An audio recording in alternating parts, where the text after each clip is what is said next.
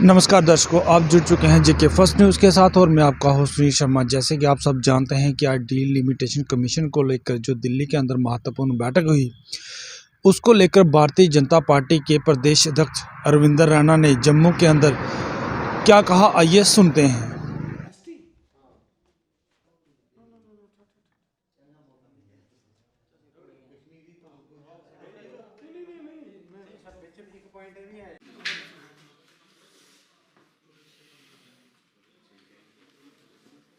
आया है उसके मुताबिक 6 और 1 का आंकड़ा दिया है, बढ़ने की है और 31 तक उनको बुलाया है कि एसोसिएट मेंबर्स को अपनी राय देने के लिए।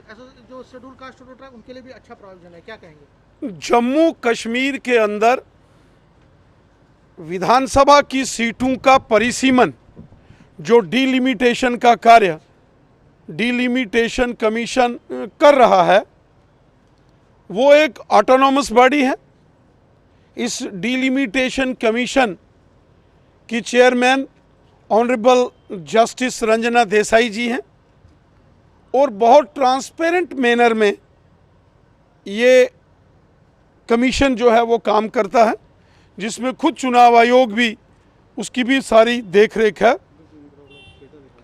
और जैसी जानकारी निकल कर सामने आ रही है कि डिलिमिटेशन कमीशन ने जो अपने एसोसिएट मेंबर्स हैं, जो ऑनरेबल मेंबर पार्लियामेंट्स हैं, उनके सामने ये सारी डिटेल रखी है और उनको कहा है कि 31 दिसंबर तक वो अपनी सारी जो है वो राय, उनका क्या ओपिनियन है, वो उसमें रखेंगे।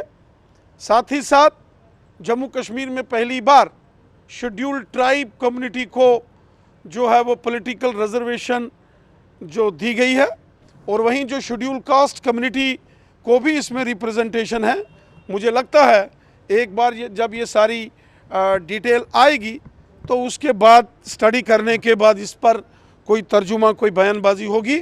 लेकिन जहां मोटा मोटा एक हिसाब नज़र आ रहा है, उसके मुताबिक डिलिमिटेशन कमीशन ने बहुत मेहनत की है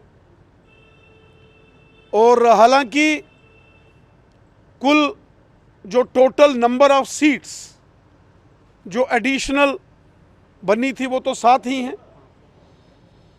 विधानसभा अब 90 असेंबली सेगमेंट्स की होगी।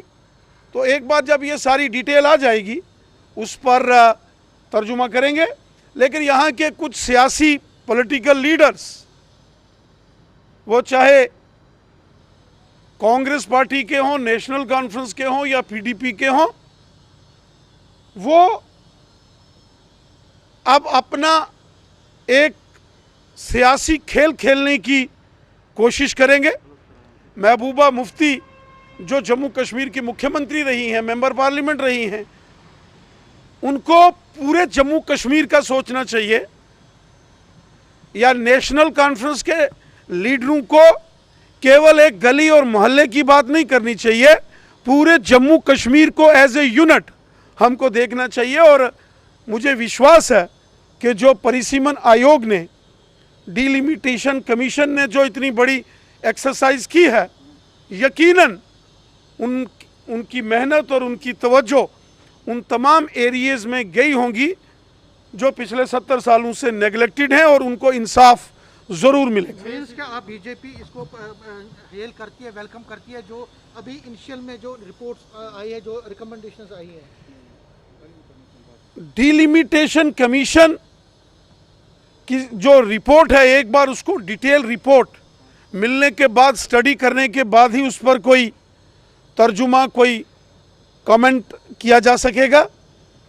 लेकिन मुझे लगता है कि डिलिमिटेशन कमीशन के जो मेंबर हैं, जिसमें ऑनरेबल जस्टिस रंजना देसाई जी जो चेयरमैन हैं, एक ऑटोनॉमस बॉडी है और उन्होंने ज़रूर सबके साथ इंसाफ किया होगा।